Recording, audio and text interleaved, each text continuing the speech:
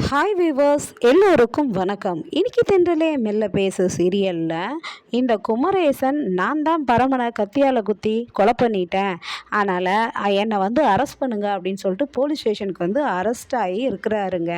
அப்போது இந்த விஷயத்தை அந்த ஏட்டையா ரிஷி இன்ஸ்பெக்டருக்கு கால் பண்ணி சொல்கிறாரு.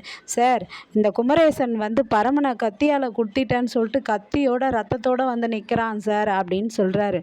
என்ன சொல்கிற அப்படின்னாக்கா, அப்புறம் ரிஷி என்ன பண்ணுறாருன்னா கலாமாவுக்கு கால் பண்ணி, கலாமா உங்களுக்கு ஒரு விஷயம் தெரியுமா பரமனை அப்படின்றாரு. ஆமாம் ரிஷி, பரமனை யாரோ கத்தியால் குத்திட்டாங்க, அது எவன் குத்தனான்னு எனக்கு தெரிஞ்சே ஆகணும், என்னை மீறி எவன் இந்த வேலையை செஞ்சுருப்பான் அப்படின்னு சொல்லிட்டு சொல்கிறாங்க. நான் சும்மாவே விடமாட்டேன் அவனை அப்படின்றாங்க. உடனே ரிஷி என்ன சொல்கிறாருன்னா, இப்போ தான் எனக்கு தெரிஞ்சுது கலாமா, பரமனை யார் கத்தியால் குத்தினாங்கன்னு சொல்லிட்டு. எல்லாம் அந்த குமரேசன் தான்,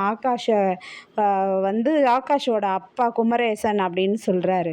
என்ன சொல்கிற நீ அப்படின்னு சொல்லிட்டு ஃபோனை வச்சுட்டு போயிட்டு இளமதி அழுதுகிட்டே இருக்காங்க. போய் இளமதியை கையை பிடிச்சி இப்படி திருப்பி, இளமதி நீ என்ன நினச்சிட்ருக்க, எல்லா நாடகத்தையும் எல்லா பிளானையும் பண்ணிவிட்டு இங்கே அழுதுகிட்டு இருக்கியா, இன்னும் இங்கே என்னென்னலாம் நடக்குது, அவன் செத்துட்டானா இல்லையான்னு வந்திருக்கியா அப்படின்றாங்க.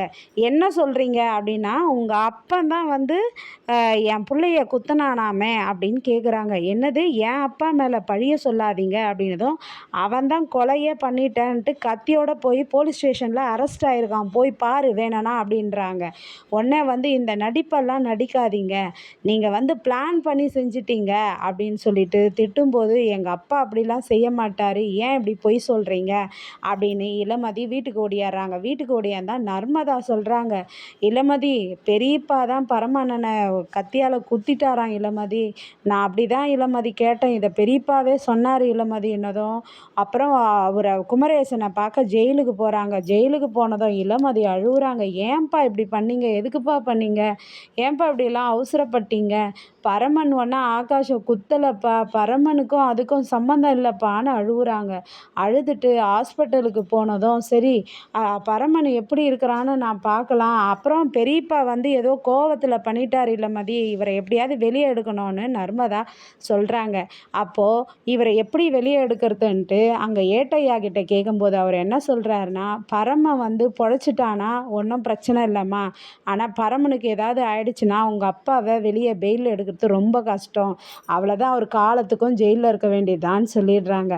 சரி, பரமனை பார்க்கலான்னா பரமன் ரொம்ப உயிருக்கு போராடிக்கின்னு சீரியஸாக இருக்கிறாருங்க. சீரியஸாக இருக்கும்போது டாக்டர்லாம் என்ன சொல்கிறாங்கன்னா, பரமனுக்கு அதிக பிளட்டு தேவைப்படுது, அதுவும் இல்லாமல் ஏபி நெகட்டிவ் பிளட்டு அவருக்கு யாருமே கிடையாது, ரேரு, காசு கொடுத்து கூட அதை வாங்க முடியாது, ஒருத்தர் 5 பேர் லிஸ்ட்டில் இருக்காங்க எங்கள் லிஸ்ட்டில் அப்படின்னு சொல்கிறாங்க டாக்டர்லாம்.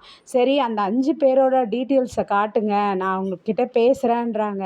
3 பேர் ஃபோனே எடுக்கலை, 2 பேர் ட்ராவலில் இருக்கேன், ஒரு பிரச்சனையாக இருக்கேன் அப்படின்னு சொல்கிறாங்க. அப்படின்னதும், கொடுங்க நாங்கள் அவங்கக்கிட்ட எல்லார்கிட்டேயும் பேசி பார்க்குறேன்ட்டு இளமதி அவங்க ஃபோன் நம்பர் எல்லாம் வாங்குகிறாங்க. வாங்கிட்டு ஒரு கோயிலில் போய்ட்டு நின்றுட்டு சாமிக்கிட்ட, தெய்வமே ஒரு 5 பேர் இருக்காங்கன்னு சொல்கிறாங்க, எனக்கு நம்பிக்கையை கொடுத்த, நான் அந்த 5 பேருக்கு உன் சன்னிதானத்தில் இருந்து கால் பண்ணுறேன்னு கால் பண்ணால் யாருமே எடுக்கலை. ஹாஸ்பிட்டல்லேருந்து சிஸ்டர் ஃபோன் போட்டு, என்ன நீங்கள் பேசுனீங்களா பிளட் டோனர்கிட்ட, இவருக்கு ரொம்ப கிரிட்டிக்கலாக இருக்குதுன்றாங்க. இல்லை, ஃபோன் போட்டேன் கிடைக்கல லைனு அப்படின்றாங்க. அப்போ உடனே சாமிக்கிட்ட இளமதி அழுகுறாங்கங்க. ஏன் கடவுளே என்னை இப்படி சோதிக்கிற, 5 பேருக்கு இந்த பிளட் குரூப் இருக்குன்னு கொடுத்த நம்பிக்கை கொடுத்த உனக்கு அந்த 5 பேரையும் காண்டாக்ட் பண்ண முடியாமல் எனக்கு சோதனையை கொடுக்குறியே அப்படின்னு சொல்லி இளமதி அழுகுறாங்க. அந்த கண்ணீரோட பரமனை எப்படி காப்பாற்றுவேன்னு சொல்லிட்டு வேதனையோட சன்னிதானத்தில் உக்காந்துட்ருக்காங்க. அந்த தெய்வம் செவி கொடுக்குமா இல்லை இளமதியை புறக்கணிக்குமா என்ற தொடரை நாளைக்கு தொடர்ந்து பார்ப்போம். நன்றி, அதுவரையும் காத்திருப்போம். பாய்.